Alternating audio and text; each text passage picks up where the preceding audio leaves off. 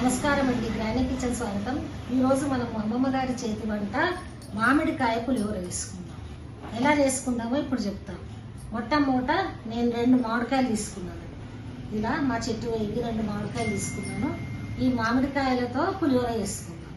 First మొట్టమొదట మామిడికాయలన్నీ కడిగి ఈ మామిడికాయలను తురుముకోవాలండి, గీక్కొని పక్కకు పెట్టుకోవాలి. అట్లాగే మనము వైట్ రైస్ వండుకోవాలి, తెల్లన్నం. మన బియ్యం తీసుకొని తెల్లన్నం వండుకోవాలి. వార్చుకోవచ్చు, మామూలు వండుకోవచ్చు. పాత బియ్యం అయితే పులుపులు అయితే, కొత్త బియ్యం అయితే టేస్ట్ ఉంటే నేను కొత్త బియ్యమే తీసుకున్నాను. కొత్త బియ్యం బాగుంటాయి.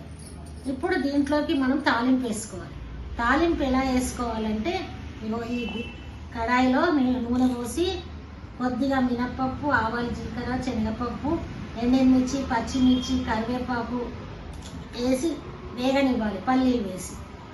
తర్వాత ఇందులో మామిడికాయ తురుమేసి కొంచెం ఉప్పు వేసి కలిపి పెట్టి ఇలా తీసుకున్నాను.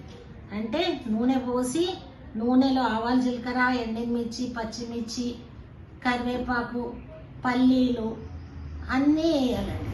అంటే ఇప్పుడు ఈ గిన్నెలో చూడండి, మొత్తం పచ్చిమిర్చి, ఎండుమిర్చి, మినపప్పు, శనగపప్పు, పల్లీలు, మామిడికాయ తురుము, ఉప్పు, ఇంగువ, కరివేపాకు అన్నీ వేసి మనం కలుపుకున్నాం. ఇప్పుడు ఇది పులిహోర రెడీ అయిందండి. మీకు నచ్చితే లైక్ చేయండి, సబ్స్క్రైబ్ చేయండి, తిని చూడండి. సాల్ట్ తక్కువ ఉంటే, ఉప్పు తక్కువ ఉంటే మళ్ళీ ఉప్పు వేసుకోండి. తిని చూడండి ఇలా. Thank you.